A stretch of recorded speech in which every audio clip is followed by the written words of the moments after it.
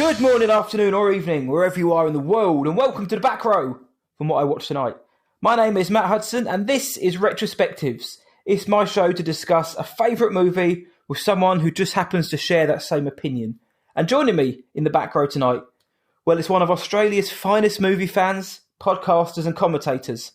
And long have I waited to talk to this fella on the show. It's Chris Pattison, also known as the Oz Movie Geek. How you doing, mate? I'm well, thanks, Matt. It's great to finally be able to sit down and talk about a good movie with you. I've been looking forward to this as well.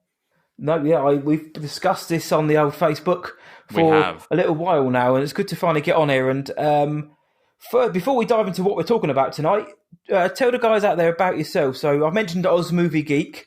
What is that, and what is it you do in the movieverse?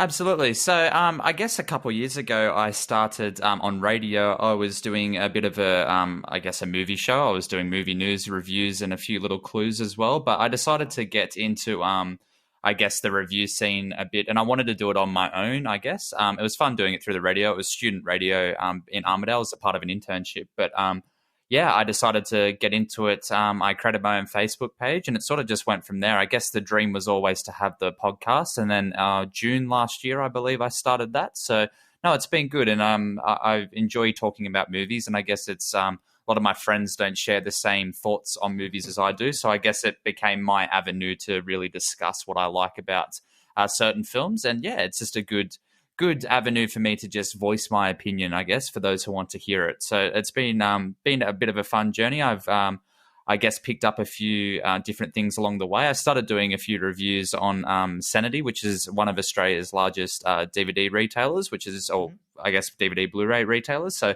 yeah, which is pretty cool. But no, I've been enjoying it. It's definitely all still new to me. But yeah, I'm loving having the avenue and the opportunity to really discuss movies. It's a lot of fun.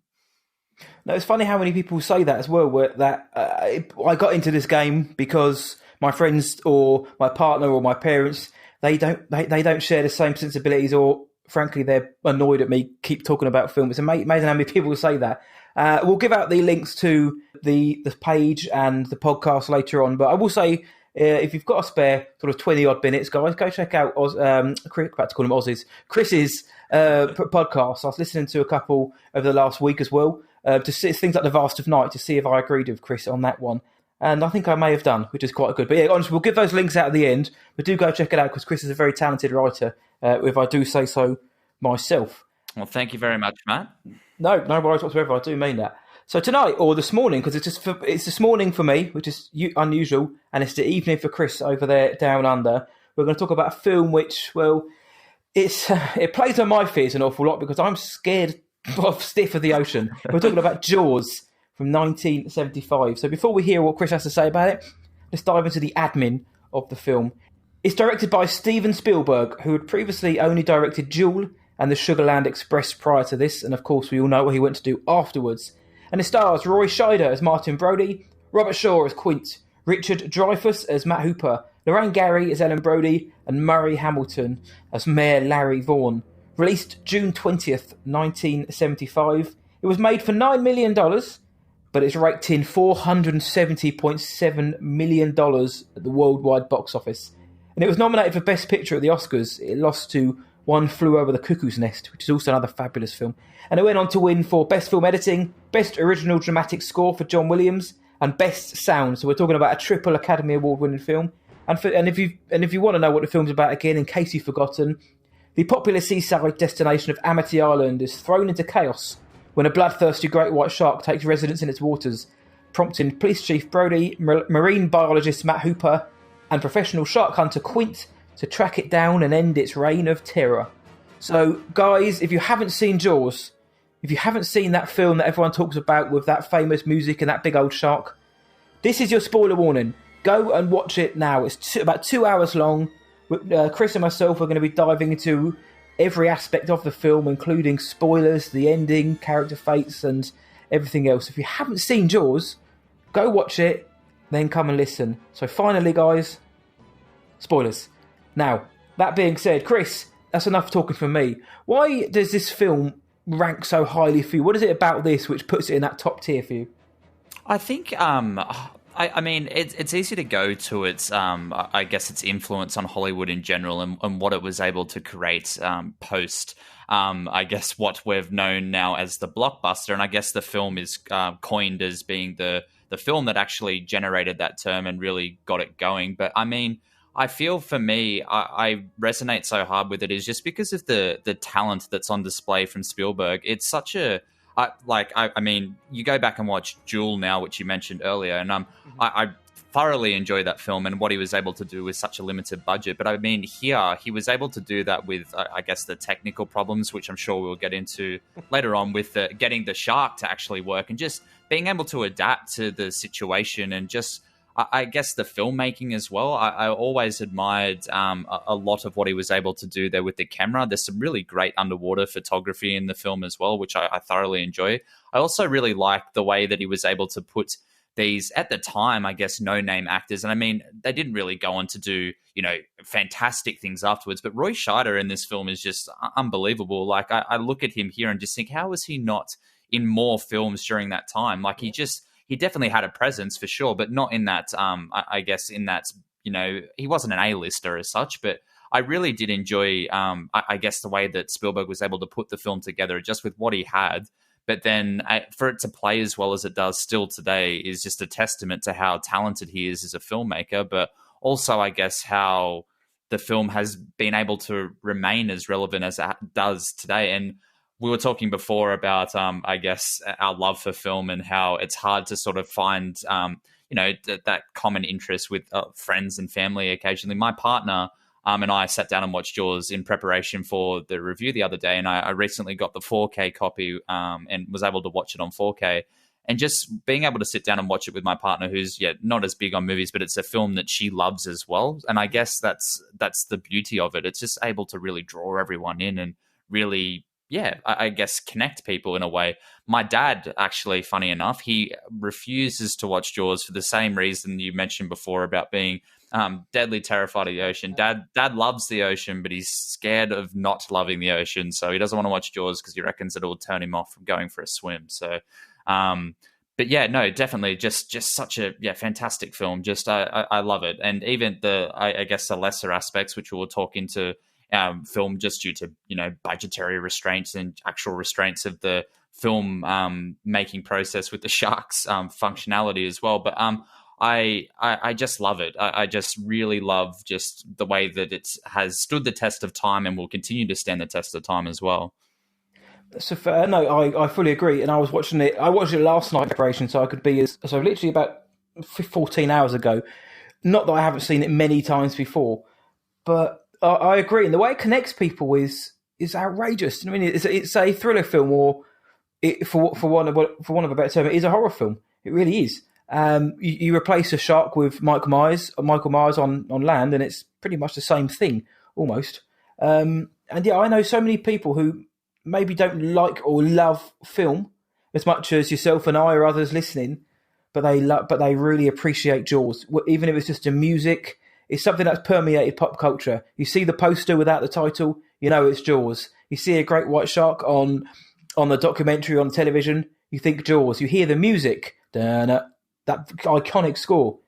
It's synonymous now with this film, and it's done a lot for the ocean, also done a lot against the ocean as well. And I agree with your father. Oh, absolutely. I absolutely agree with your father. I mean, I've never been to Australia. It's somewhere on my bucket list. I very much would like to go. But I'm aware that there are things in your oceans which aren't over here, which puts me off going into your oceans even more so. But, dude, I hate the ocean. I hate it. I don't know what it is about it. I think it is like the deep-rooted fear of, you don't know what's underneath it. And films like Jaws absolutely don't help. Like the idea of just going for a quick swim and then ended up getting my limbs chopped off. Don't really fancy that, to be honest. And as for the actors, I think Roy Scheider had been in The French Connection, obviously, the Billy Friedkin film, alongside Gene Hackman. Again, if you haven't seen that, guys, check it out. You know how much I like Billy Friedkin, but that is a great film. Amazing film, yeah. Thank you. And Robert Shaw was in The Sting and other stuff like that before. And Dreyfuss went on to do Close Encounters and win his Academy Award. But I agree with what you say there in terms of the names. I think I read that they didn't want to... Spielberg didn't necessarily want those A-listers for the same reasons that directors don't now in certain films, because it takes away the believability of the situation. If you're watching Jaws and you've got you've got Brad Pitt, Leo DiCaprio, and Russell Crowe on that boat, then you see those three. I do anyway. I see those three actors on. Not that they can't disappear into their roles, but they're just so recognisable. So the fact that he went with these three very, very talented actors and eschewing the bigger names that the studio wanted, I think is also a testament to how much potential sway he may have had with the studio, or at least the studio recognising, Spielberg was a very talented up-and-coming director, because I've read interviews with cast members from his previous films, and they've said the same thing. They were a bit reticent to work with him because he was only a young lad, but upon talking with him and seeing his vision, how he works, they changed tack completely. And we now know, obviously, that's been the case. Spielberg's gone on to become one of the premier directors of all time. He's up there now with the greats. And Jaws is pretty much, I think Jaws is the jumping off point for that, because you mentioned Jewel earlier on. Very decent film. And the Sugarland Express is fine, but Jaws is where it all happened. So I think I know what the answer will be to this one. But when did you first see Jaws, mate? So I saw Jaws, and I still remember the day. Actually, it was during the school holidays here in Australia, and I would have been about 10, I believe, at the time.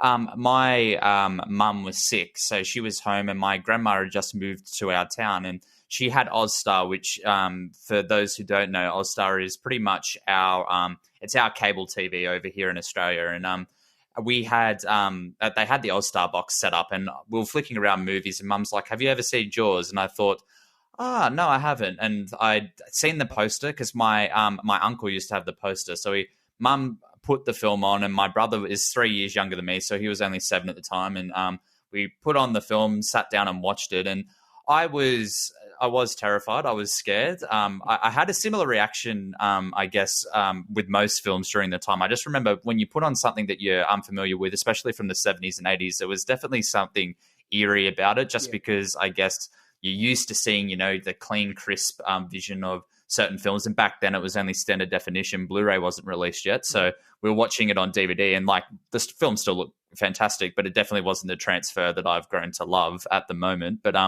I was watching that, and afterwards, Mum had fallen asleep on the lounge, and I was the only one awake, still there. It was in the afternoon. It was about 4:00, and my grandma's like, she heavily religious person, and she's not a huge fan of those sorts of movies. It just doesn't really sit well with her. And afterwards, we started flicking around, and I was like, "Oh, we'll watch something else." And then Mum woke up, and she put on, and she's like, "Oh, Jaws 2's on now." So we're like, "Okay, we'll watch Jaws 2." Goes to put Jaws 2 on, but she fell back asleep, and it was actually just a replay of Jaws again. So I actually watched Jaws twice in a row for the first time I actually did see it. So it sort of really sunk in with me, because I saw it twice. And I remember afterwards I was obsessed with it. I had Mum bought me like a shark. It was a Jaws toy. And I remember it was a bath toy, and it just became my favorite thing. I just loved this shark. It was just awesome. It faded like hell, putting it in the pool and everything, but I just love this shark toy, and ever since then, the film's just always resonated with me. And I think because of, I guess, the way that I saw it and the way that I grew to love it, I guess when I started to rewatch it when I was older, I just started to appreciate more of the nuances and the making of the film and everything that came with that as well. And my first edition of the movie I owned was the Digibook. I think it would have been the 35th year anniversary edition, I believe, of the Blu-ray there. And just a fantastic copy of the film too. But I have that fond memory. I've just loved the film ever since then. So that's where I first got to see it. And I guess I will always remember that because it was quite classic. That's a hell of a story. It's not what I thought you were going to say. Well, actually, my dad showed it to me when I was far too young, or something like that. So that's an interesting. We've already subverted my expectations already. But the fact that you managed to get to see it twice in one day as a 10-year-old, it would have haunted me as a child. I remember seeing it quite young, and I remember seeing it, and it was a PG, parental guidance, which is the second rung up in the British certification tiers. You get Universal for everyone, and then PG. So basically, anyone can watch it, and young kids can watch it with, as long as a parent's there. I don't know what the equivalent of that is in Australia, PG. We've got PG as well. So ours goes, I believe we've got our G for general, and then we've got, which would be your universal. Then we've got PG. Then we've got M, which is more PG-13 in the States. So that's more of like your Avengers movies and stuff. And then MA and then R. So that's where ours go up to. Gotcha. Because this is that makes it easier for me then. Yeah, it's a PG here and in Australia. And if I was to show my daughter, she's 4. She probably would just she'd probably just get bored of it. But my stepdaughter, who's 10, she'd be terrified of this. Like, because some of the scenes in there, which I know we're going to speak about, were they're quite brutal, and they really are for a PG film. Upon rewatching yesterday, I was like, firstly, the atmosphere they build up is excellent, but some of the death scenes are pretty. I know they some of them were edited down to be less gory and graphic, depending on what version you've got. Because the new transfers, the underwater shots are a bit clearer, and you get to see a little bit more. But honestly, for a PG, it's a very brutal PG, I think. Anyway, and it has just celebrated its 45th anniversary. You mentioned a 35th anniversary digibook. It's just celebrated its 45th anniversary of release about this time last week almost. So happy birthday Insane. to Jaws. It's madness. And here we are 45 years talking about it. So let's just do that. Rather than beating around the old bush, let's dive into the film. So Chris, over to you, my friend. Some of the top moments, or the moments that stick out to you the most about Jaws. Well, I think the go-to for me, we'll start at the beginning now. I love the opening of the film. It's just that, I guess it drags you in. It makes you feel warm to begin with. You've got, a classic beach party there, people having a few drinks, sitting around the fire, playing some music. It's just a classic beach party, and it really just makes you, I guess, feel a bit safe. Mm-hmm. You're around people, you feel okay. And it's not until our 2 characters go off that you start to, that creepiness, that atmosphere that you mentioned just starts to really drift in there. And I just love the isolation of that scene. Just, she's gone out for a swim. It's so quiet. And I believe the way that it was filmed and everything, I just love it. I love the way that it just sets that tone, sets that atmosphere, and really does create that tension as well. You just feel so isolated out in the water with her as she's swimming. And I guess you feel vulnerable too. And I guess because, she's swimming in the nude, so you do feel that vulnerability too. And the way that it's captured, it just really has that eerie feeling. And I think because the sun's creeping through early in the morning as well, it just really does have that really, scary, eerie feeling. And I just love the way that scene really sets the tone for what's to come in the rest of the film. And it just really does resonate with me. I just always remember that cold opening, just because you've got, like I said, that warm, bring you in sort of feeling, and then you bam, straight into it. And it really does stick with me. Well, I remember the very first shot was literally the iconic music, isn't it? And the camera sort of going through the reeds, and the way it's filmed looks like it could just be a fish, like in the fresh water. But and then you get to the party, and it's Chrissy who dies. And what I will say is about the dude who's there and who's hammered. And this is going to sound really odd, but he plays a very good drunk. Usually, I look at people and think, "Oh yeah, really he does. Quite bad." He actually plays and the way he just slumps down on the beach. He's like, she's in the water. She's having a great time. I'm just going to fall asleep. Looks lovely. Where I live in the United Kingdom, I haven't got a beach quite like that nearby. I have to go a bit further out. But yeah, there's an elusive killer under the water. You just see Chrissy basically being flung left and right, and the moment when she clings onto that boy, and you think, oh, she's safe now. She's clung onto something, but no, something has grabbed her under the water. We don't know what it is. Obviously, the title of the film kind of gives it away, but we don't see it, and that's a great thing that Spielberg does well with this as well. But we don't see the shark. We just see her legs and her face, and then she gets dragged underwater, and that's it. And as her body washes up on the beach, we only see the reactions of Chief Brody and the copper who's there. He's just sort of looking, playing with the sand. He can't look at what he's seen, and obviously the corpse has got crabs all over it, and you just see this pale arm sticking out, and what an opening. You know what I mean? What a great opening. But they don't pull any punches. This is it. Here's a party. A couple of kids get drunk. One of them's just been chomped by a shark and washed up on the shore. And everyone who's seen the body looks absolutely perplexed by it. This is our opening, guys. Enjoy the film.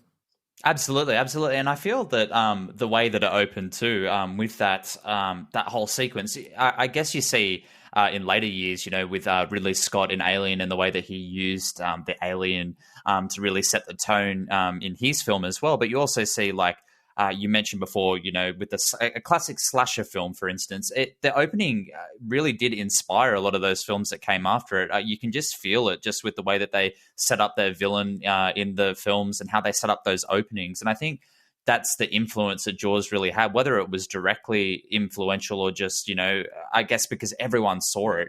The directors that would have been coming out of film school for years to come would have been seeing Jaws John as thinking, Carpenter I'm going to make Jaws.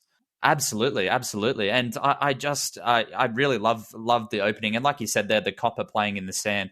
I love that shot and that reaction because, to be honest, Emily Island being such a small area, like they wouldn't have seen something so horrific. And I guess having, before the biggest, the biggest weekend of the year, the 4th of July, and it just really does set the tone, set the mood, and you just really do feel that, that I guess the creepiness, like we mentioned, but also just the general dread, like thinking, oh, here we go, we're in for so many people coming to the beach, and we've got a dead body on our hands. What killed her? Let's find out, sort of thing. And I just really like that aspect of the film too. And even seeing Chief Brody's reaction, he's sort of a bit, like you said, perplexed, and he's a bit shocked, and he doesn't really know what to do too, because what do you do, sort of thing? It's unprecedented. Like you're up ship creek, so it's just a matter of just really, just delving into these characters. And I like too the nuances with a lot of the performances. We mentioned, I guess, with Roy Scheider. A lot of the time, it's just a lot of reaction shots for him, and just him handling the situation, him in the public, him dealing with the town, and I just really enjoy those sequences. I'm not a huge fan of the big exposition sequences. A lot of the characters I really love in film are those who are just a bit quieter, those who don't have to say a lot, but those who are just really developed just through their actions and acting, and I just really enjoy that, and especially with Roy Scheider. I think he does a terrific job. Yeah, they could have had Roy Scheider be a bit bigger. They could have had him be a bit brasher, and as the film went on, a bit more of an action star if it was in the wrong hands. But thankfully, it wasn't in those hands, and the Chief Brody we got, because he's come down state from New York. He's a New York copper who's used to crime everywhere, different varying levels of crime, but there's always something going on. He's come to Amity Island. And the things he's told to sort out, like there's a car parked in front of my shop. Can you move it? Or the Boy Scouts are doing this, or these kids are setting these off over there. Very minor, almost meaningless things, like menial, trivial things for him to deal with. And then this comes on. So it kind of sets up the background of Amity Island, that it is just a very small, tight-knit community. Everyone rallies together around each other. And this kind of thing just doesn't happen in their town, which I think is really well established straight away. And I agree about Roy Scheider. I think Roy Scheider is very good in this film. In the decade he had, obviously The French Connection, Jaws, and then Sorcerer not long afterwards, and Jaws too. But I think he had a little run there where he had some fantastic performances and fantastic films. And obviously even then on, he didn't go on to star in huge films after that. But I think he needs to be respected and remembered for these roles. And as Chief Brody, I agree. His nuanced performance and sort of layered performance as well, because again, I'm not an actor. I imagine it's quite easy to get a facial mannerisms incorrect. Like if you're meant to be surveying a scene, or if you have that brilliant slow close zoom of his face, or the moment when the shark comes out of the water and he leaps up, you've got to convey that right, and it could probably quite easy to misconvey that, and I think he does very well. And what I also like is, which I will mention, is how the three play off each other. So Quint, Brody and Hooper, they all play off each other in terms of how different they are. But I wanted to mention, because you mentioned the 4th of July weekend and the mayor, and obviously we all know in today's world there is an equivalent mayor, many equivalent mayors out there at the minute. But rewatching this film, I was like, God damn, I forgot just how mischievous and deviant the mayor really was in terms of keeping those damn beaches open. Obviously, Brody wants to close the beaches for public safety, the right thing to do. But the mayor, as the bureaucrat, is thinking, well, where's our money going to come? All of our economy is from this weekend. We can't close the beaches. And, he takes them out on the ocean very quickly to say to him, look, you yell shark, we've got a panic on our hands on the 4th of July. Great line. And then the coroner, he's changing his cause of death to a boating accident, and then even until two-thirds of the way through the film, even then Vaughan is still clinging on to, this isn't a shark attack. He's trying to coerce people into the damn water at one point.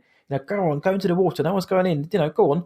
And then obviously we get another attack. But the mayor in this film, Murray Hamilton, another fine actor. What are your thoughts on the mayor? Because I think, again, he gets the right level of smarminess, and there are moments when you think, I could lay one on you now, mate. But also, there are times, and I can kind of see what's going on. I almost sympathise with him at times. But what did you think of the mayor? Absolutely, I agree with your sentiment there. I think that his performance, like you said, it just like he plays the swaminess really, really well. But I guess he counters that as well with a few moments of levity and humanity throughout as well. Just like I guess there's some great reaction shots of him during the film. But I do know from a little bit of research I've done on Jaws that with that character and with the I guess the mafia aspect that played into the novel. And apparently there was a script for Jaws 2, which was didn't end up, I guess, playing into the film as much. But a lot of that was brought forth again for that second film. And that's what they were going to focus on, was more of the stuff that was cut out of that first film. So there was going to be those connections there with Mayor Vaughn and the mafia and everything. But I just don't think it wasn't needed. And I think that's why it was so well done, was because you don't really need that, extra villainous aspect there. And there was so many films at the time that were dealing with, I guess, similar themes. And here we just have this guy, he's focused on, he wants to preserve the amount of money that the most amount of money he possibly can, just so that the town can stay afloat, for years to come. And I guess thinking about his own pocket rather than the safety of his residents and the safety of those who have come to visit. And I just really liked his performance. You mentioned the great scene where he's trying to usher people into the water. I love that sequence. It's him.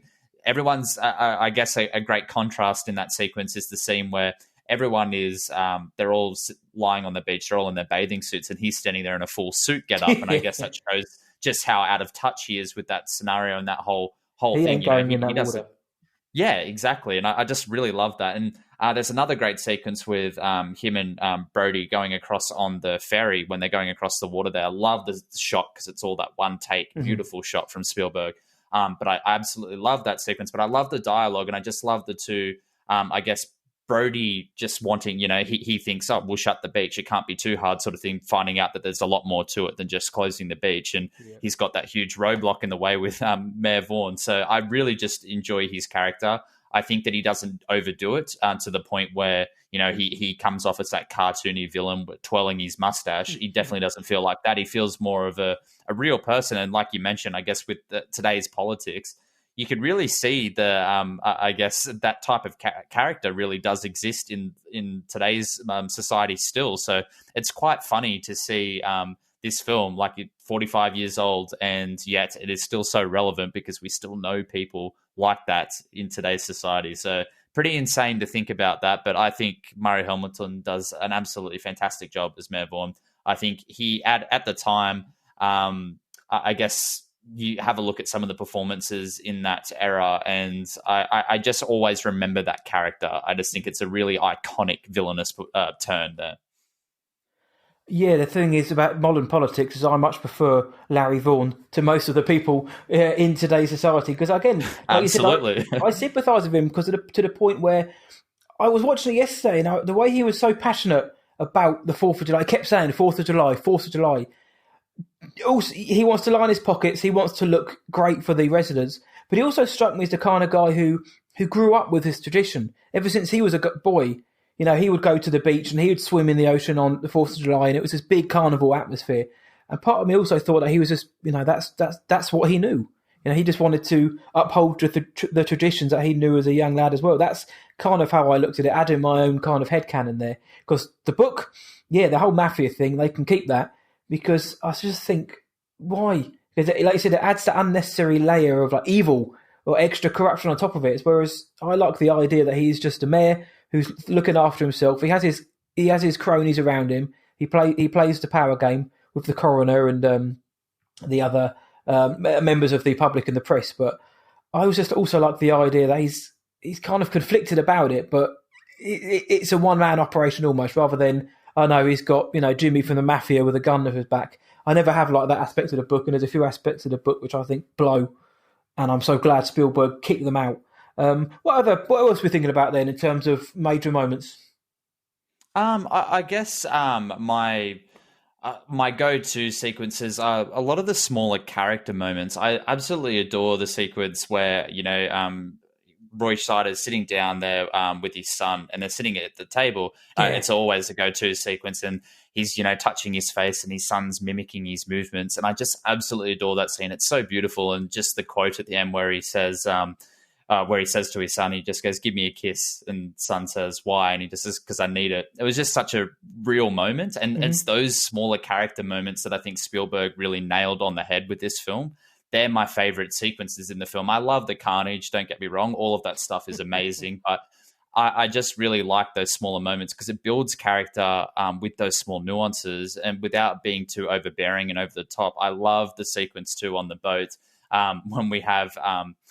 when they all go out on the water, they're getting jaws. They're going to kill the shark, and I love where they're just comparing battle wounds. I absolutely love that sequence. It's fantastic, and even seeing Richard Dreyfuss's his line delivery there, just having to go one better. And I love the way that he has to, just the way that he conveys that during the film. There's some moments, and I guess you get a few of those moments earlier on.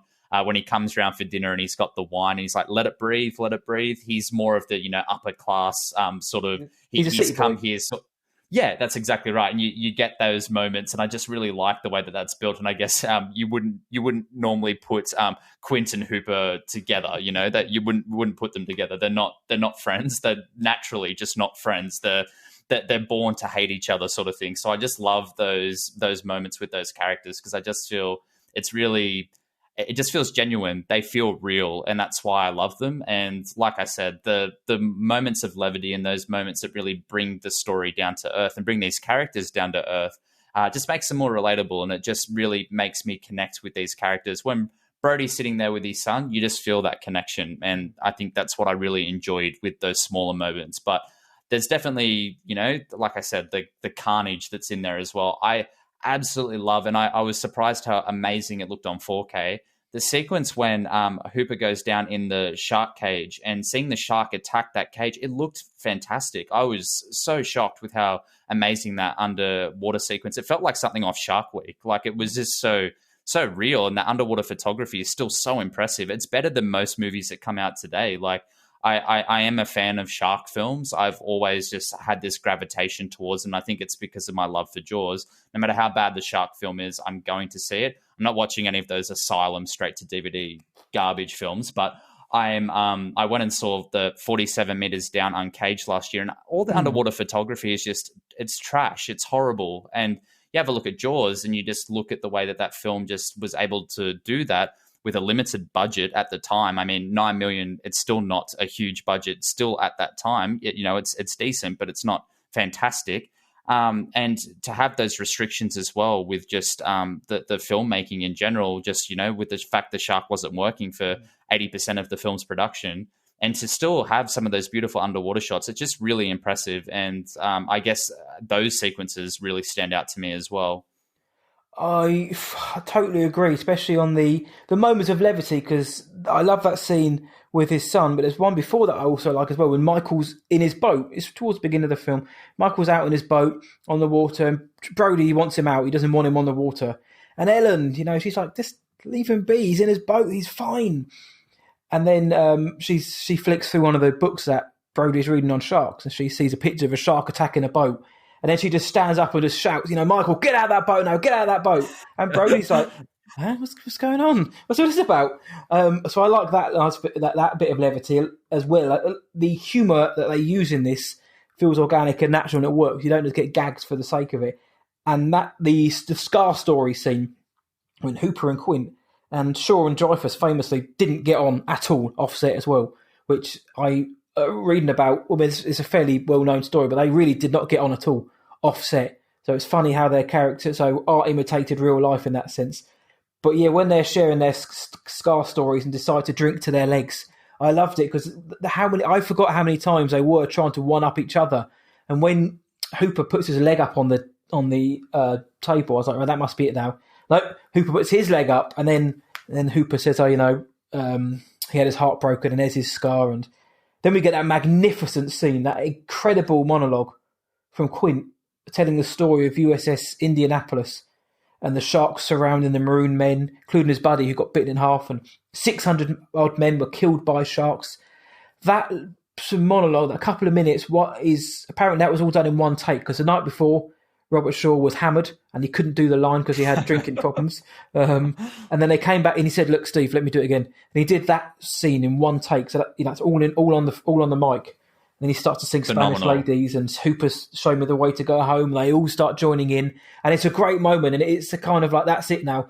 Once that's happened, everything after that for the characters is almost downhill. They've reached their crescendo now. They've got hammered together. They've shared stories. They've had a sing song. And everything after that is, it's going to hit the fan. But yeah, that's the Scar story scene. I love that, and I found myself gripped rewatching it. Just especially the Hooper and Quinn, who, like you say, they weren't getting on in the film. They're completely polar opposites. To see them kind of coming together almost begrudgingly, and also because they were hammered, that was great to see as well. And then Brody finally letting his guard down and sitting down to have a sing-song. I was like, this is brilliant. Nothing can go wrong after this. Turns out that, Sharky was still hungry. But honestly, that scene and the scenes of levity were really, really well created, were really well delivered. 47 metres down uncaged, I think I'm going to mention later on, just as a spoiler for everybody who maybe, or a teaser for those who are listening. And the underwater scene, the shark cage scene does look good. And that was one of the things I feared watching it on a new transfer, is how many of these are going to look a bit hokey? Is the shark going to look like the shark like the famous shark we all come to know and love, the one that didn't look particularly great and with all the production issues? But dude, the version I saw, it looked very, very, very good, very convincing to me. And the underwater shots, I agree, for a film that's 45 years old, and I know they got, forgive me, I've forgotten the guys' names now, but a husband and wife duo who did a lot of the underwater shots. I believe they must have been shark documenters or ocean photographers, but they did such a great job at capturing what lurks underneath. And for somebody who's terrified of the ocean, that only compounds that fear a little bit more. But the Scar story scene is one of my favourite scenes. That also then leads on to the Indianapolis moment, and then of course the barrels float up and the ship suddenly falls under attack by an unseen force called Shark. So, dude, that moment is ace. I forgot how quickly the shot happens as well when the barrels come up and the boat's under attack. It breaks that, because like you said, listening to Quint tell that story and then you're sort of thrown straight back into it. It was a really nice contrast there, and I did forget how quickly that did happen. And when I'm watching it again, I was like, that's right, we're back into it straight away. And I really like that as well. I think it's Spielberg definitely mastered that in films to come as well, just him being able to throw the action into those sequences as well. There's a few moments in even I guess the Indiana Jones films that he did as well, where you just feel that. I guess that you're thrown straight back into the action. It's straight away sort of thing. You got little moments of dialogue and then bam, especially in Temple of Doom, there's quite a few moments like that. But I just really liked the way that, the action in the film, it's not overbearing. It's not over the top. It's definitely just thrown in there at the right moments. And I guess because we have those moments of levity and the smaller character moments, the moments of dread and drama just feel a lot more, there's a lot more weight there. And it just I really do care about these characters, even though if I had to choose my least favorite in the film, it was Quint out of the duo, if I had to rank them. But I still love Quint at the same time. So it's just, you have these three characters, and I guess you just still really care for them. And it's a disconnect I have with a lot of modern blockbuster films, is I don't have those, there's not those moments of levity anymore. There doesn't seem to be as many in these big films. They're more focused on, the action and the moments that, they're more spoon-fed to you rather than letting them play out naturally like they would if a real conversation was going on. I'm sure if Quint and Hooper were to meet in real life, that is a scene that would probably play out. I believe it. It feels real, and that's why I love it so much. And I think that's why those characters are so memorable and so likable. They're just so down to earth and grounded, and I just really feel the connect with those characters. And I guess you have that aspect, a few aspects there with like, Quint is definitely in it. He wants the money. He knows that there's going to be a paycheck for him if he kills this shark. But he definitely has that passion, I guess, as well. He wants to kill the shark. It's him. It's man versus beast. It's not. It's that primal nature to it. It's not really, like it's not what they all have their motivations for being on that boat. Brody's trying to protect the town. Quint's more in it for himself, kind of thing. Hooper's in it because it's his job and he wants to see it through. He can't go back to the city knowing that he's done wrong. I love that sequence with when Hooper butts heads with Mayor Vaughn. I really enjoy that sequence where they're standing around the billboard there, and he just throws it in. He's just like, I'm not dealing with this clown. Send me home. I'm done. I really love that because you can see that, that city boy mentality where he's just thinking, like, I'm thrown in the town, screw this. It's not worth the pain. But he can't let it go that easily as well. And I do enjoy that sequence. And I also love when they have a few wines as well, Brody and Hooper, and then they decide to go and cut the shark open. I love that. It's fantastic. That's one of my favorite moments. I just love a bit of fun trivia as well with that. The number plate that falls out. Apparently, there's multiple people will tell you different stories, but apparently it is a reference to James Bond. That's what it's meant to be because Live and Let Die came out 2 years prior in 1973. And that's what that reference is meant to be because it says 1972 on one side of the number plate, 1973 on the other, year of production, year of release, apparently. But that's I guess there's multiple people that tell you different stories, but it's never been officially confirmed, I suppose. But yeah, that's something I always found interesting is that debate too. I love hearing strange trivia behind the scenes like that because everybody knows a trivia about Bruce the Shark and everything like that, but it's fun facts like that. And obviously George Lucas does it an awful lot with 1138 and the directors who have their signatures or little foibles they throw in like that. I would never have noticed that if you hadn't said it. And the scene with Hooper bringing the wine, and firstly before that he sits down at the table with Ellen, who seems quite happy to have a functioning human in the house, and he just starts eating Brody's meal. He's like, "You going to eat that?" And he's just like, eating his dinner. I was like, great. And she's like, "You're in sharks." Again, a fun moment of fun. It's like the moment in this scene in Seven when Morgan Freeman's character Somerset comes around to Mills and Gwyneth Paltrow's there, and it's that kind of only moment in the film of lightness where they're around the dinner table, and to me it kind of feels like it may have been influenced by this as well. And you see the characters have a bit of fun before again they get thrown back into it. But yeah, we find out there that Martin hates water. Chief Brody hates water. He hates boats, which isn't going to bode well for the rest of the film. And he's like, he's hammered. I'm the chief of police. I'm going to do what I want. Let's go and cut the shark open.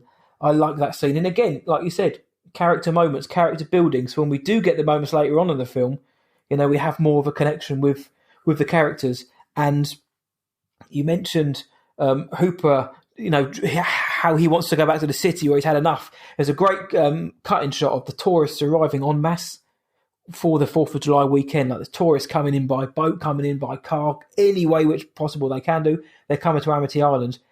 And it's intercut with these panic shots of Hooper on the phone. He's like, I'm not going to, he calls it Brisbane. I don't need to go to Brisbane when I've got an app and I've got a shark here I can follow. You've got Brody trying to get more backup for his police department for the 4th of July weekend. Brilliant juxtaposition of the calm excitement of the tourists to those two in Brody's office, desperately trying to protect them all, and Hooper trying to. We find out obviously he's got bigger fish to fry, no pun intended, apparently. But like you said, he doesn't want to go elsewhere and do his 18-month research to see. He needs to be here. He needs to see this through. So little moments like that showed that Spielberg, he wasn't going to let, quote unquote, any plot holes as people nowadays would be looking out for. Everything that was set up was nicely tied up, I think, for the vast majority of this.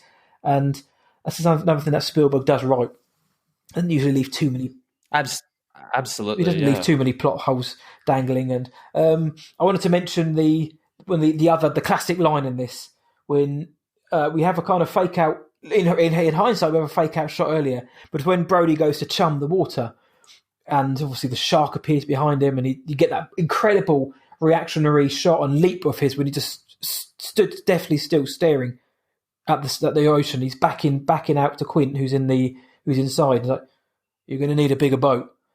Awesome moment. And in hindsight, about 20 minutes before that, you've got a scene what is pretty much exactly the same shot shot over his shoulder with the ocean behind him, and obviously the shark doesn't appear. So they replicate that for this, and then this 25-foot, 3-ton, bloody massive great white shark just swims past. And then Ellen Brody calls through, and Quint absolutely fobs her off, which I thought was incredibly funny as well. But that's the scene, yeah, with the shark appearing. You're going to need a bigger boat. We've seen the shark before. We'd seen him underwater, and we've seen kind of just how the scope of this thing. But then we finally got to see him in, close up, and that was terrifying. And then the line, "You're going to need a bigger boat," I thought was excellent. It's a wonderful sequence, and it's one of the most iconic in cinema history. I love, I guess, Brody's reaction, that slow move back into the cabin there of the ship. It's just so well done, and it's so iconic. And I think the reason that makes it as great as what it is just because of Roy Scheider's acting. He's fantastic in that little sequence there. It's just so well done, and he has a few moments during the film as well. My go-to is always the snap zoom on the beach when a fantastic sequence. But I was saying to my partner the other night when we were watching it, because she was like, "I've seen that snap zoom before." She said, "I've seen that sequence before." She's thinking of they reused that exact same music and everything in the opening for Everybody Loves Raymond. It's the same snap zoom when the parents are coming across the road. I was like, that's where that's from as well.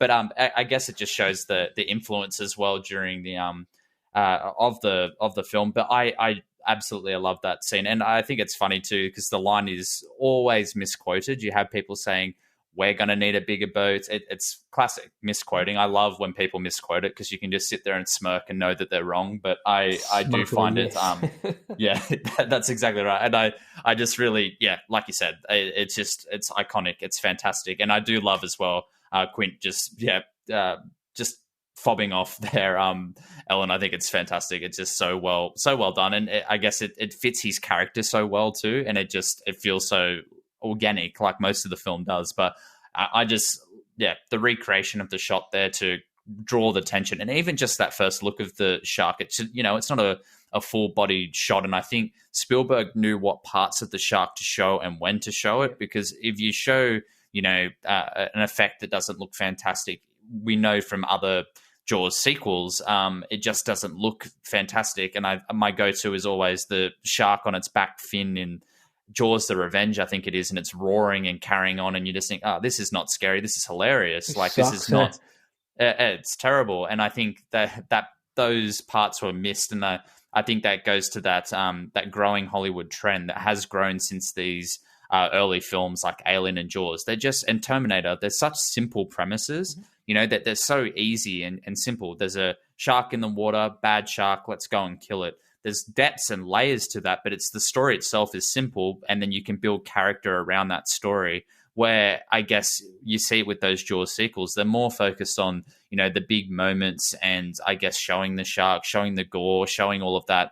And it just really detracts from the overall feel of the film, the overall dread, and the overall character of the film too. And I just really love how simple the story is and how simple it plays out. And that moment is just iconic for that reason. It's simple, but it's so effective, and it just really sets up, I guess, the tension for that third act.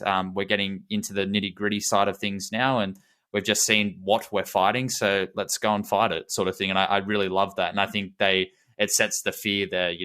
Brody has that fear of the water already. Now he's going to be a bit more terrified because he's going to be fighting quite a large shark, and I just really like the way that it's set up. I love the payoff, and I just love that whole sequence.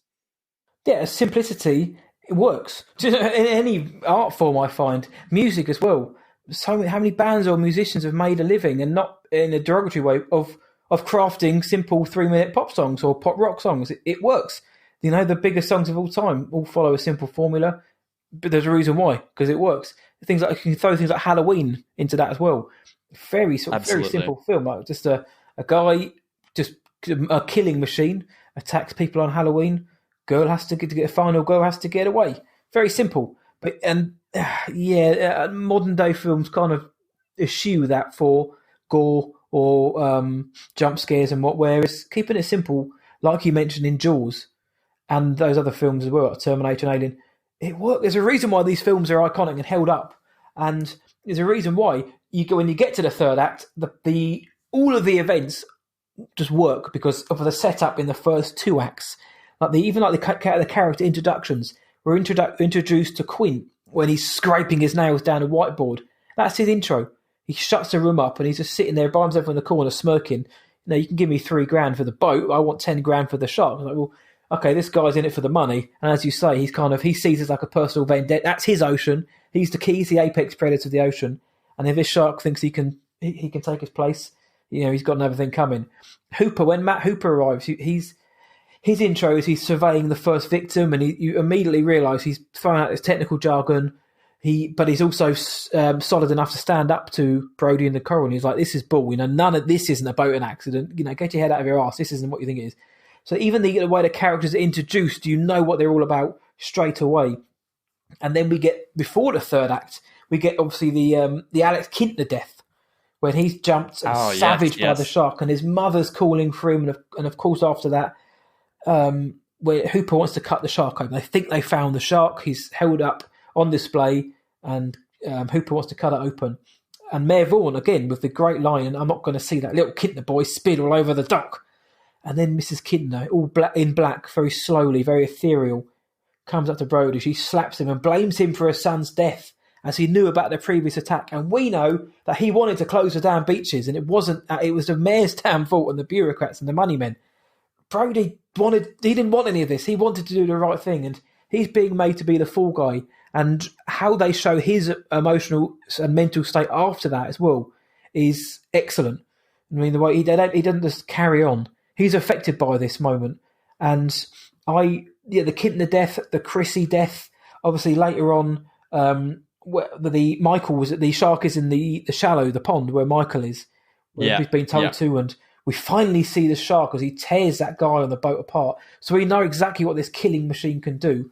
And I found a fun bit of trivia about Kintner. I can't be credited for this. This was all IMDb, I'm going to say that. But the mother, Mrs. Kintner, Lee Fierro, she walked into a restaurant, and on the menu they had something called an Alex Kintner sandwich.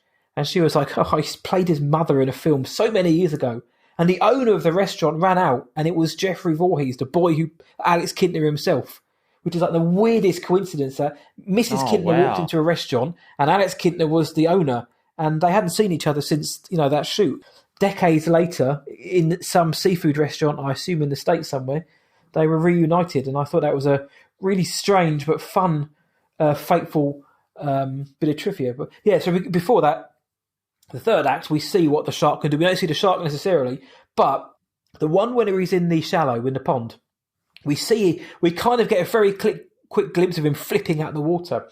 I thought that was terrifying, and I know that they edited it down because originally you saw like the kid in all the body in the shark's mouth, and they edited it all out. But you kind of see like the shark like flipping over to get the body, and I was like, "Oh God, that is horrendous!" Because not only is it a killing machine, but this is the sheer weight of what it can do. And yeah, just see again, scared of the ocean. Just seeing that thing in action just makes me think that right now, out in the ocean, in the deep blue sea and in the blacker parts, these big machines are just out there.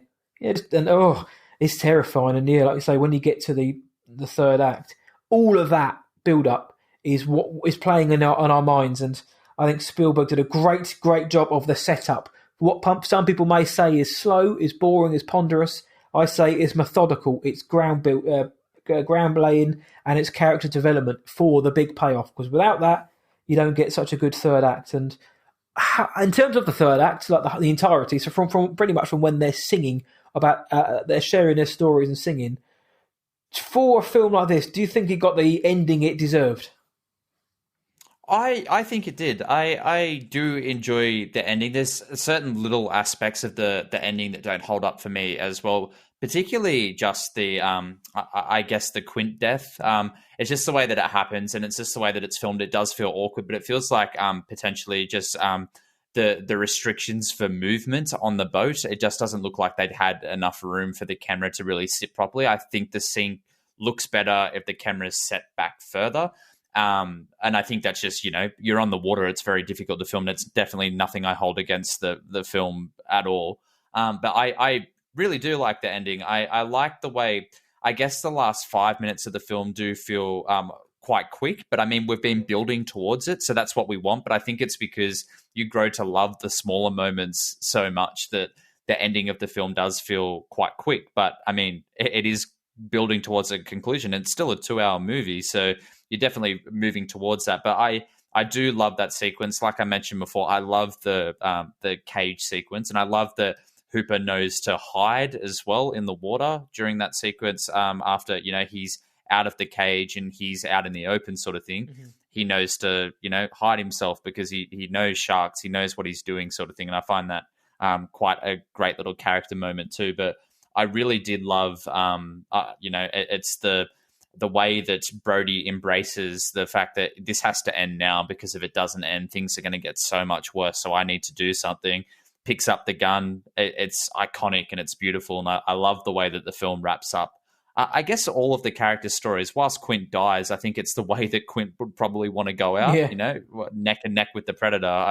I think that's the way that he would want to go. I'm sure he would have liked to have killed it. And given the story he gets said about the Indianapolis, about everybody who knew pretty much went out that way as well. It's kind of, like, fatefully tragic as well. Yeah, exactly.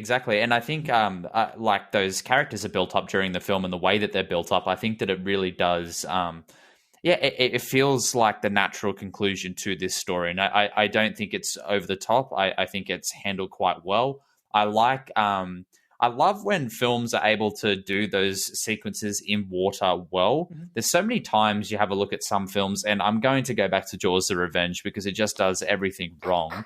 But sequences during that film, with Michael Caine's character in particular, there's the classic scene, and a bit of trivia here for Jaws: The Revenge, if anyone cares. Michael Caine, there's a sequence where he's in the water and he gets out of the water and his shirt's bone dry. And Michael Caine said, it's in the audio, it's in one of the featurettes on the Blu-ray, and he says that they were waiting so long in between scenes because they were taking ages to set up on the water that his shirt actually dried in between the takes. And the director obviously didn't think, let's spray Michael Caine down a bit because he's bone dry. You have those sequences and you just think, like, Michael Caine was a huge actor at the time as well. And I think that you look at him there and he was in a different stage of his career, where I think Roy Scheider was more in it for the art of filmmaking. Yeah. And I think you have a look at some of the directors he worked with. You mentioned William Friedkin there with Sorcerer and of course, The French Connection. And I really just like, I guess, getting down, the nitty gritty of it. He's happy to get wet. He's happy to get amongst it. And it just sells the film so much more. I love when actors are actually able to do that sort of thing. And I guess that's why I really enjoy Richard Dreyfuss's performance too. It's very physical. He does, a lot of that. He did the stuff in the shark cage. He did a bit of that stunt work himself too, which is quite impressive. And I don't know, I just always have such an admiration for when performers are able to do that. And I just think that the ending is just the perfect way to finish it. And I love just we have Hooper and Brody arriving on the beach then after, as the credits roll too. Fantastic little touch, beautiful. And it feels very poetic, just a perfect way to end the film. I'd actually forgotten how almost abrupt those last 5 minutes are, so I'm glad you mentioned it, because upon rewatch, it did feel like, the last 5 minutes was like, right, we need to end this. But at the same time, though, it felt natural. You didn't need to have a long, drawn-out duel with the shark, because unlike Jaws: The Revenge, the shark didn't necessarily have a vendetta against the Brody family. It was just there to eat. So you didn't need to have a big duel. It was what it was. And as for the Quint death, that's one of the ones as well where I'm talking about the PG ratings. Like, well, we see the guy in the shark's mouth and blood starts pouring out of his mouth, out of Quint's mouth. And then you audibly hear him getting chopped in half pretty much and dragged into the water. It's very graphic for a PG. No, I like that scene. I think it's a great scene, but it is very it's very bloody for a PG. But I like that scene. I see what you mean about the imitations of shooting and how they managed to get around it. But I like that scene again. It just adds that Quint is the one the whole time. He's like the rogue. He's like the vagabond, the scoundrel. He's there to fight shark, and he's told about how his mates were taken down on the Indianapolis, and it turns out that's how he went down as well, along with his mates. But he went down fighting still, and it was the right end for him because I don't think there was any way he could come back from that. And Brody gets his hero moment at the end. Smile, you son of a... Great hero moment with him. Iconic. It is, yeah.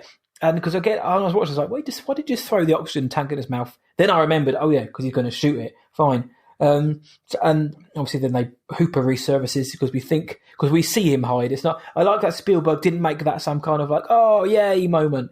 When the shark's attacking the cage, Hooper's in. We think he's swimming for the surface, but he's actually swimming to hide. He's actually trying to hide, which I think is a good call on Spielberg's part. So we know he hasn't died, or we haven't got a fake out death. So when he does resurface, it's almost done with a kind of a matter of fact. It's like, yep, he was hiding the whole time, and now here he is. There isn't like a big fanfare. So I appreciate that as well. And I did like the ending. I think the ending was chaotic, but it worked. And yeah, the shark blowing up is a bit OTT, like the whole shark blowing up, but it looks good, and it kind of puts play to that whole. If you don't see the dead body, it's not dead. Well, this shark is because he got blown to hell and back. So yeah, I think it's a really decent ending, and I like you say, I like how it just cuts to the end credits at the end. So the shot of Brody and Hooper approaching the beach on their little barrel raft, and just cuts to the credits. Like the credits almost seem like from a film like 20 years earlier, like a really nice golden age of Hollywood type film, like really sort of understated credits. So yeah, there's a lot to like about the end of this film, and there's a lot of iconic moments. And even the build up to the end as well, with the whole barrel scenes when they're shooting the shark fin so they can get the barrel, so they can firstly track it, but also keep the damn thing afloat. Then all of their shock when the shark's got 3 barrels on him and he's still going underwater. Even at that point, they're like, none of them have ever experienced anything like this. So it sets up the stakes as well. It's not just a shark; it's a shark who means absolute business, and it's one which may just be out of their. Maybe above their league in terms of being able to bring it down, but there's a lot of tension in those scenes. There's also a lot of iconic shots as well. There's a shot of Quint at the end of the walkway, standing with his back to the sun, arms folded. Beautiful shot, a very central in shot. And just before we move on anywhere else, I've got to mention the actual boat itself, the Orca, because that looks flimsy as anything. I love how they basically made the boat like the Millennium Falcon of the sea. It's flimsy as anything. It was like the ocean vessel version of Quint himself. It was an old sea dog. The Orca managed to hold firm until the very end. So I like that the boat almost became his own character. And the boat kind of almost got a great character intro himself. And but talking about boat intros, but just before that comes a shout as well. When they find the abandoned fishing boat and we see the corpse and Hooper drops the tooth, it's a great shot of the boat on the ocean cutting through the mist when Brody and Hooper go looking for the shark. Between Cape Scott and South Beach, because it's a night feeder. There's a beautiful shot of the boat, and there's another shot of when it is the Orca, when it's leaving dock, and it's framed through a shark's teeth, which is on the wall. There's some great framing shots, and there's some beautiful shots in this film. So I wanted to just mention the actual look of this film. I think it's done. I think it looks incredible. Like you say, it could have been.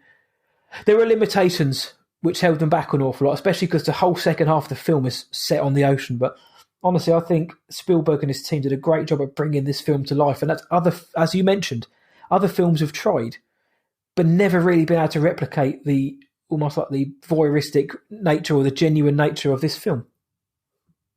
Absolutely. And like you mentioned there, some of those shots, the cinematography was done by Bill Butler, who went on to do, it's funny enough, a bit of a Jaws rip-off film later on with Anaconda. He was the cinematographer of it as well. So I guess you can see the gradual decline there in his career. But I do love, like you said, some of those shots are absolutely fantastic. And I love any of the scenes there at nighttime on the water are just so beautiful. They're so well done. One of my favorite shots, which you briefly spoke about before, was the sequence when the shark's going underwater in the pond. It's how it's moving. It's moving so quick, and it's just cutting the water there, and it's just so ferocious. And that little scene, I look at him like, holy shit, that is a scary looking beast. Like, and it's so close to the surface there, and you just feel so terrified just looking at that. And I think a lot of those sequences, like you mentioned, then the boat cutting through the mist there at nighttime, it's beautiful. Just it really looks like yeah, it looks like more of an art house sort of flick, more so than what it's come to be, a blockbuster. And I guess at the time the term didn't exist, and now it's a huge summer film, and it just feels like its artistic merit is just it's still so notable today, and it's crazy to think that it's still as notable as it was. It just feels so real, and I love those sequences at nighttime. Like I mentioned, I love the way that it looked. I love the underwater stuff, and even that jump scare. I guess it goes down as being an iconic jump scare, finding the body there in the water, where Hooper does drop the tooth. I really love that sequence. It still gets me. It got me the other night. I was watching and I was like, I'm expecting it. I knew it was coming, but I had the sound on, and I waited for it. I embraced it because I just knew it was coming. I'm like, oh, I know it's going to get me, and I love it. It's so great. And I guess some of those jump scare sequences at the time, I noticed John Carpenter uses a lot of those sort of sequences as well in that first Halloween film. One of my favorites being Loomis being snuck up on in the driveway there. No music or anything. It just sort of happens. And I think a lot of that influence is definitely from Spielberg, because there's definitely some sequences in there that I guess, a bit more jumpy, but they're not, your typical jump scares, what we've come to expect. They're not like the Conjuring films, where they're overbearing and so bombastic and loud. Yeah. They're more, that's more of a quieter sequence. And the setup, you still have the musical sting there, definitely, but it just works for me still. And I think it's one of the most iconic jump scares of all time, but it's also one of my favorites. I do love a little scare in a film, and I think it does its job quite well, and it's iconic. Yeah, and people say Spielberg should direct a horror film. Well, kind of already has, because Jaws might as well be. It's just a horror film on the sea. They may as well have nicked Alien's future tagline, like, on the ocean, no one can hear you scream, because it's pretty much was the sense of isolation and dread he builds up is akin to all the good horror films, all the classic horror films. And in his third feature film, Spielberg nailed it. And two more things I wanted to mention in terms of the positives. I couldn't go without saying about our boy on the deck. The tiger shark's being caught, and Hooper's saying to him, this one particular guy, it's not the shark, it's a tiger shark. And the guy turns around and says, "A what? A what?" That guy, I want to find out who he is, but I know a lot of people have absolute reverence for that guy who just doesn't know what a tiger shark is and makes it very clear. And of course, John Williams' score. This was still pre-Star Wars. John Williams was an Academy Award winner and an Academy Award nominee well before this for things like Valley of the Dolls, like 8 years before. So Williams had already been, established composer, and there was the obviously the quotes from Spielberg, who laughed apparently the first time he heard the main refrain, the main theme, and then when he subsequently saw it with the footage, was like, "God damn, this actually makes a film." But what is Jaws about that theme, dude? Oh, exactly. You just think about that theme though, and how many times have you even done it yourself? You've walked behind someone making the iconic Jaws durn. Yeah, that's exactly right. And I think as far as John Williams' body of work, I honestly think I'm a sucker for the simple themes. I love John Carpenter's theme for Halloween for the same purpose. It's so simple. And you have a look, if 3 years or 2 years later, Star Wars comes out and he does, masterful work there as well. And the man, how old is he? He's 89, is he? He's creeping just up to his 90s. Scored Rise of and he just scored Rise of Skywalker last year. Like, he's just he's masterful. And I love this theme, and I just think that it still holds up so well. It really does stand the test of time. Like we mentioned earlier as well, just that opening of the film as well, just hearing that music, it just sort of sets the tone, it sets the pace of what's to come. And it just continues to do that during the film. When you have those moments where the tension's heating up, the music is a huge part of that. I think about it. Imagine watching Jaws without the music. It just would not work. And they know when to use the music too, because there are definitely those moments of silence and they work. But you need the film as well in those sequences to really draw the tension, build up that tension, and really, hit it home. And I think it does a fantastic job. And I think it's among one of my favorite Williams scores. I would have it in my top 5. I think it's fantastic. I I love it. I want it on vinyl. I would love to have that Jaws vinyl. That would be amazing. But yeah, just a fantastic score. One of my favorites. Yeah, and that goes for the whole score, not just for the main theme. Obviously, the score throughout. I was listening to it's got lots of Williams touches that from fans of any of his films, not just Star Wars, but any of his films and scores. You'll hear the John Williams touches in there. And yeah, I agree. It's a wonderful score.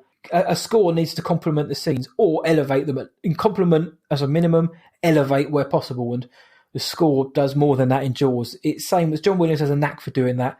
He did the same for Star Wars. Without those themes, the films which I love so dearly are just good. They're good films, but the scores, they add so much more emotion to it. And Jaws is absolutely the same. So John Williams, you're pretty good at what you do, mate. Good. What a legacy, eh? So before we move on to anything which we kind of weren't so hot on, was there anything else you wanted to mention in the positive vein?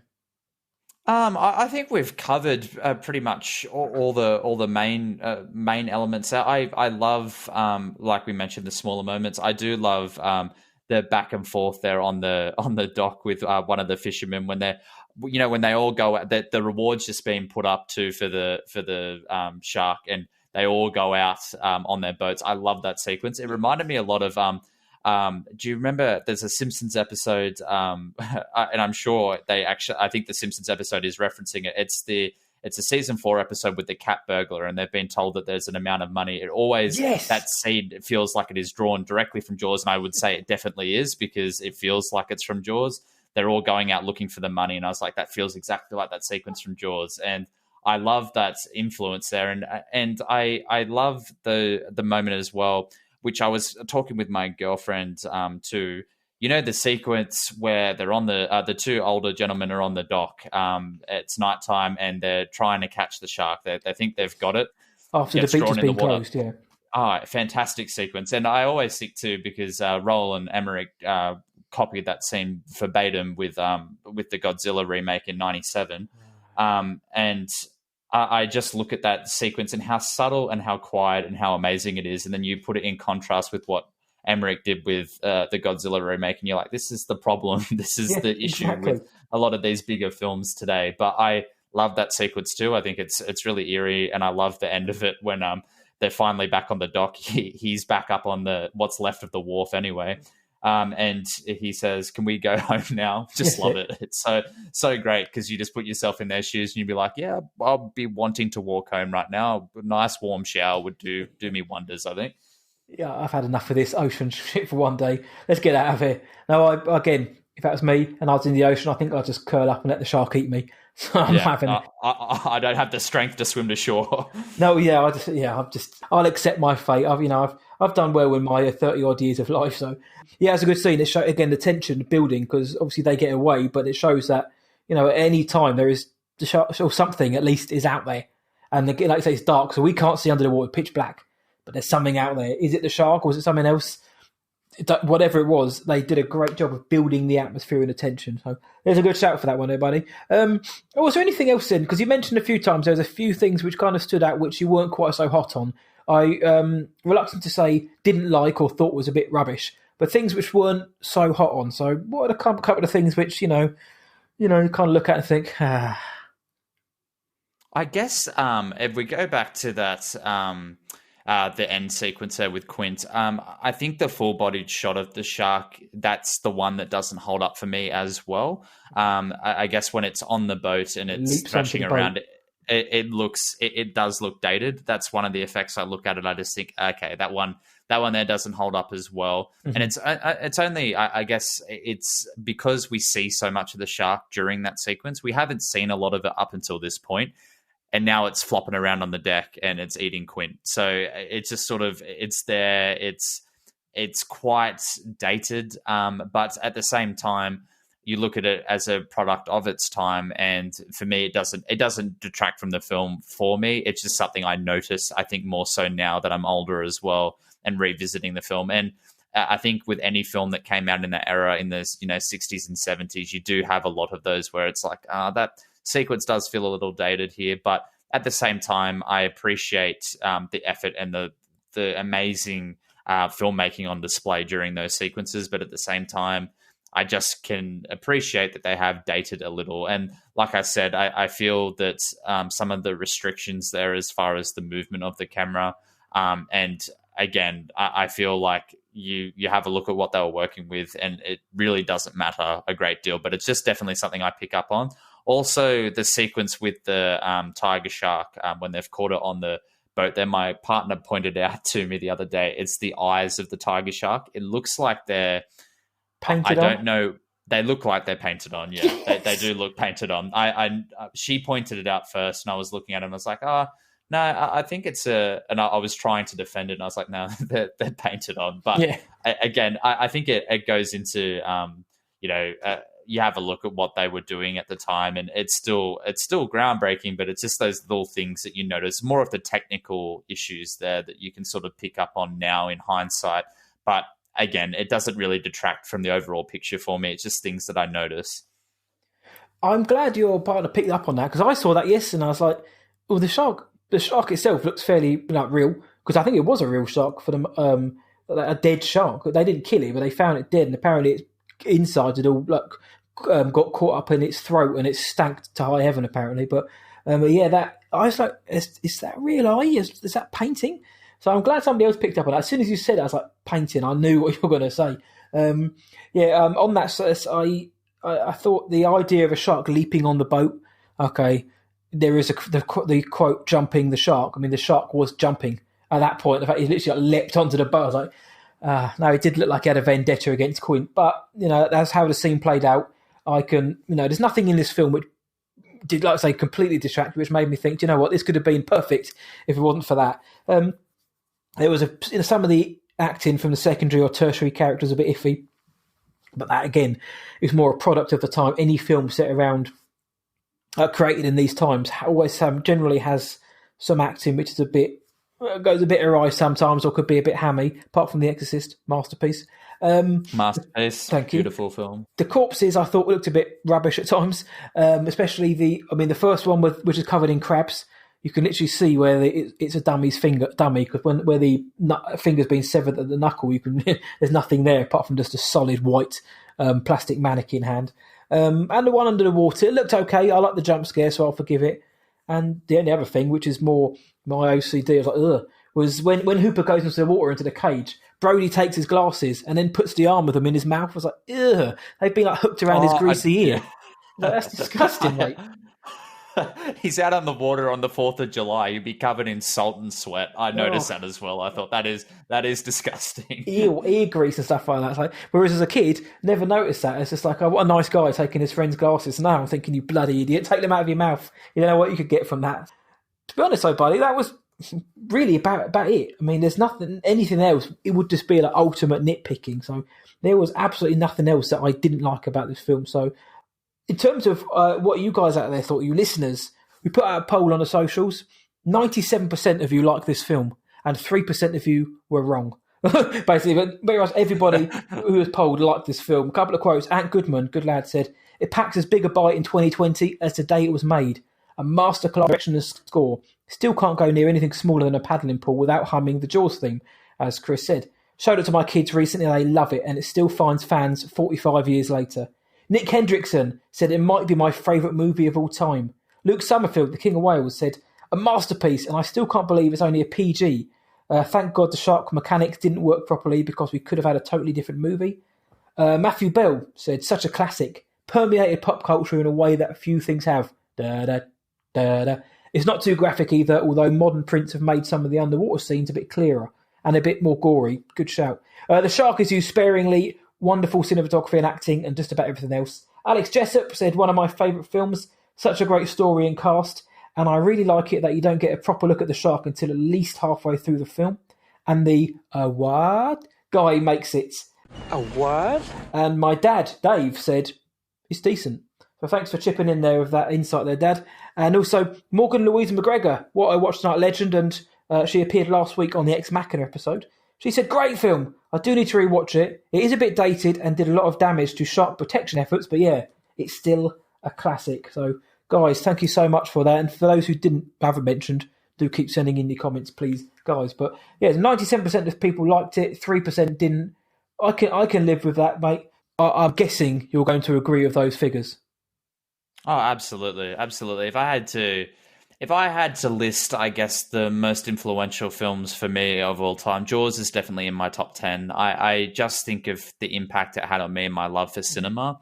And it just still, like I said, it holds the test of time. For me to put it in the player a couple of days ago and still feel the exact same way I do about it now as I did the first time I see it really says something about the film. I adore the film. I think it just plays wonderfully still today. And it's one of those things, and I said this to my partner, it honestly holds the test of time in the sense of, I guess, some of the technology and that sort of thing. If you're in a modern day situation, you would still be in a very similar situation as what you would be in 1975. You're stuck on an island essentially with tourists coming in. You've got to keep the beach open. It's still the same thing. It just holds up in that aspect as well.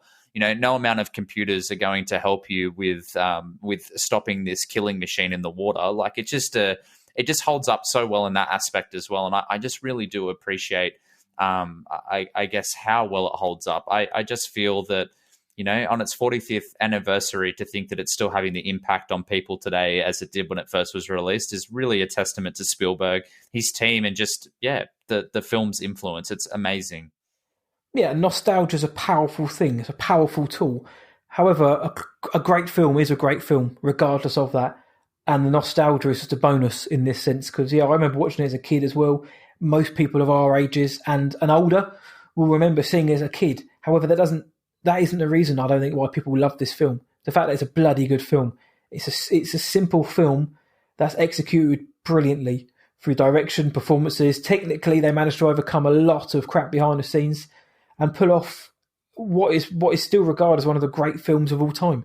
So that is why it's held up by so many people, and I can't argue with that with you on there, Chris, mate. So we know it's spawned 3 sequels, obviously Jaws 2, Jaws 3 or 3D, and Jaws the Revenge. So just sort of top level, mate, what did you think about these sequels it spawned? Because you mentioned you almost watched Jaws 2. Turns out your man put Jaws back on. Yes, yeah, so that's right. I've since bought them all on Blu-ray. I do own them. As a fan of Jaws, I just like, I'm a completionist with my collection, so they're definitely something I'm proud to own. Jaws 2 is interesting. I don't hate that film. I think going forward with such success, I think it's probably the best case scenario for a sequel. Iconically, apparently Roy Scheider and the director of that film really didn't get along on set. There was a few fisticuffs had. And I think that sort of shows. You see a bit of Roy Scheider's frustration a bit, and it comes out in his performance. He feels like he's going, through the motions there. I think the film's fine. It's nowhere near. It doesn't even come close to holding a candle to Jaws. But I think as far as the sequel goes, I think it's serviceable. Jaws 3D, I enjoy it more than Jaws the Revenge because I honestly think Jaws the Revenge is one of the worst things ever made. I think Jaws 3D, it's funny watching it now because I do own the 3D Blu-ray of it. It's funny watching it now in 3D to see how it was always intended. I used to see it on TV late at night time. Used to be one of those crappy movies that's on at about 3 o'clock in the morning because no one's watching. And you'd come across it, and Dennis Quaid in that movie, my God, he's horrendous. To think that he's meant to be that character from the first film grown up is just it's mind-boggling. But I just find it's one of those scenarios where they just honestly they had such success they didn't know what to do with it, so they just kept churning out sequels, and we got what we got. And Jaws 3D, it's a really fun movie to watch if you've had a few drinks and you're with a couple of mates. It's probably the best case scenario. Jaws the Revenge is laughably terrible. It's not, I think, one of those, so bad it's good films because it is boring. There's so many sequences in that film that are just, and I hate using that term when criticizing a film. I don't like using the term boring, but it really is. Nothing of merit happens. There's a lot of dream sequences. The fact that they kill Chief Brody off screen to say that he died from fear. The man that killed the shark in the first film died of fear. Okay. I don't buy that for a minute. And I really hate it. I love the quote from Michael Caine, though, when asked about Jaws the Revenge. And he says, I've never seen Jaws the Revenge, but I've seen the house it built. He didn't care. He was there for a paycheck. Yeah. Apparently, though, he was on set of Jaws 4 and never wasn't there to accept his Oscar. So that's interesting. But just one of those films I really can't stand. And I think there's some really strange foreign edits of the film too. If you ever find them on YouTube, they are hilarious. There's a great ending for Jaws 4 that I love, where the shark, because the ending we get is where the shark's pierced and it's pouring up blood and it's screaming. I don't understand, because sharks don't have vocal cords, so I don't know how it's roaring, but apparently it roars when it's and it's up on its back tail fin. It's so bad, but I don't judge them, I guess, too harshly. I just see Universal with their hands in their pockets, just thinking, yeah, we're going to make bank off these. Let's churn out as many sequels as we can. They got to Jaws 4 and then audiences had just had enough, so they gave it the flip. So we never got Jaws 19. Though if you do watch for the anniversary of Back to the Future a couple of years ago, they actually did Universal put out a trailer for all the Jaws sequels since Jaws The Revenge. It is hilarious. It's on Universal's YouTube channel. It is absolutely brilliant. They do all the Jaws sequels that go up to the Jaws 19, and it is absolutely amazing. It's so funny. All of Jaws' classic adventures. But yeah, the sequels are what they are, but at the same time, I'm a completionist. I have to own them on Blu-ray. I'm happy I do, but I don't revisit them all too often. Good. No, the thing is, there'll be somebody out there will love those films, certainly 3 and 4, and I don't begrudge anybody the love of any film. It's all subjective, and people love film for varying reasons. Absolutely. So far be it from me to tell somebody people shouldn't like a film, but Jaws 2, Jaws 2 was serviceable enough. It's like the old Jurassic Park syndrome. You get such a great opening first film, and then Jurassic Park 2, The Lost World, is it's all right. Similar to Jaws 2, it's fine. Jaws 3, yeah, the shark breaking up to SeaWorld and the angry mother. You could really tell now that they were milking this as much as possible. And Jaws 4 is incredible. It just everything about. I mean, it's up there with Exorcist 2, The Heretic. I mean, you get Michael Caine's called Hoagie, for Christ's sake, and he's like, bloody hell, the breath on that thing, Jesus Christ! And then he's like, I have an irresistible urge to kiss you, Ellen Brody. Why? Because it would not occur to you. Why? Well, maybe it would. Maybe she'd like to know you, molester, abuser. I don't know. There's so much. I agree with you. It's not even a film that's enjoyable to watch because it's so absurd.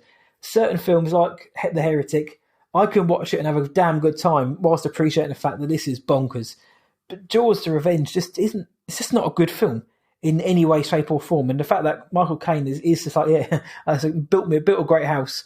And he missed out in getting his Oscar so he could film that. He must have got a hell of a paycheck for that film. But yeah, I don't think the sequels didn't cover themselves in any glory. And to be honest, if you don't see the sequels, you're not missing out on essential Jaws lore. So I don't think there's much to be taken from any of them, apart from the fact that, yes, Chief Brody dies of fear, apparently. Just like Padme Amidala died of a broken heart.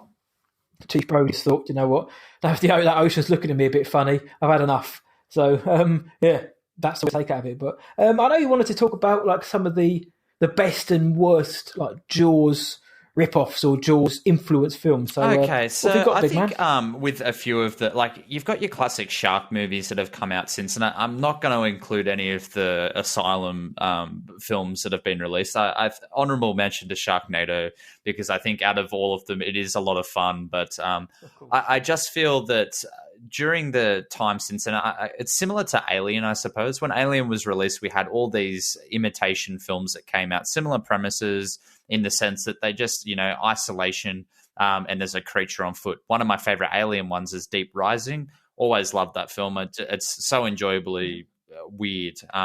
But with Jaws, I guess a lot of the sequels that we got during that time, a lot of the, not sequels, sorry, the influential films that came out from there's some really strange ones and some ones that I have watched and I've just thought, I can't believe this exists, but I know exactly why it does exist. I guess in the 1990s, we had a couple there with Lake Placid and Anaconda. Anaconda I watched actually not too long ago, and because I always look at that film, have a look at the cast, and just think, how the hell did these people sign up for this movie? And I know a lot of them were starting at the time, but it's one of those films, I find that film to be so bad it's good. I thoroughly enjoy Anaconda for all the wrong reasons. It is terrible, but it's a classic, I guess, Jaws ripoff film in the sense that they're stuck on this river, and there is a giant snake that is killing them. So here we are, and I like that premise. Lake Placid is another one too. Lake Placid takes itself not very seriously at all, and I really enjoyed Bill Pullman in that film. Oliver Platt is having an absolute blast, and to think that Betty White plays the villain, essentially raising these crocodiles, it's amazing. Again, probably for all the wrong reasons, but I just really do enjoy it. As far as shark-related films go, I think we've seen a bit of a resurgence in recent years. We had the two Johannes Roberts films, 47 Meters Down and 47 Meters Down Uncaged.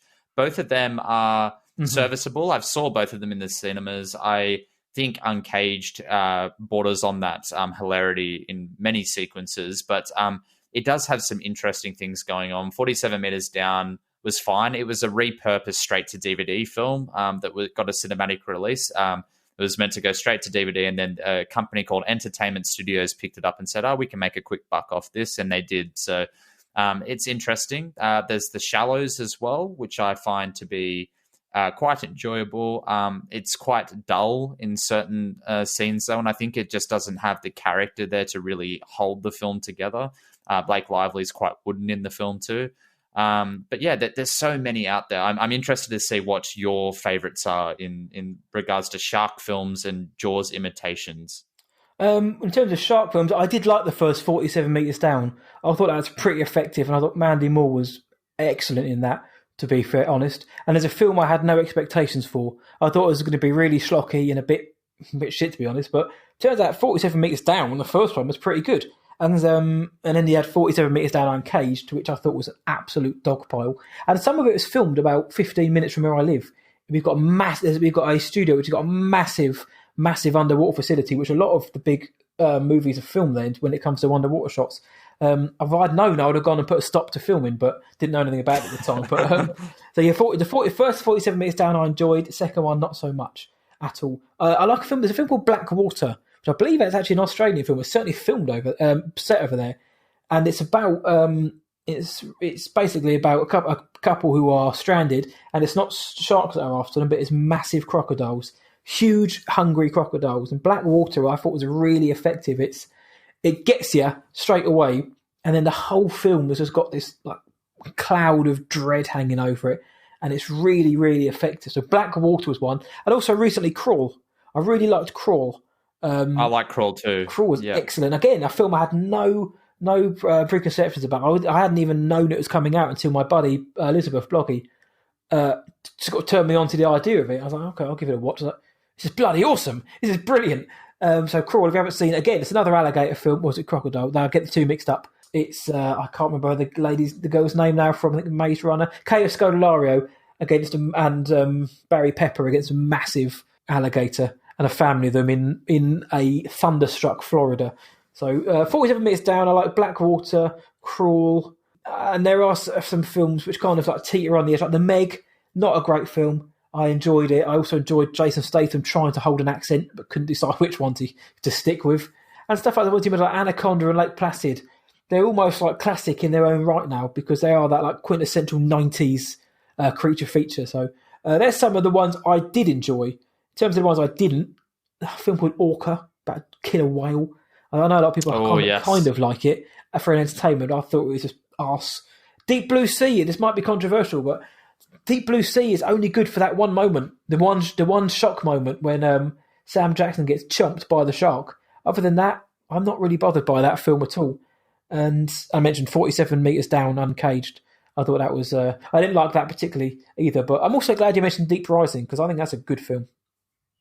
Yeah, absolutely. I actually watched Deep Rising the other day. I came across it on rental, and I was annoyed because I would love to own it on Blu-ray, but it's got a very specific Blu-ray release, and it's quite expensive. But I was really happy to actually watch it because it's been ages since I've seen it.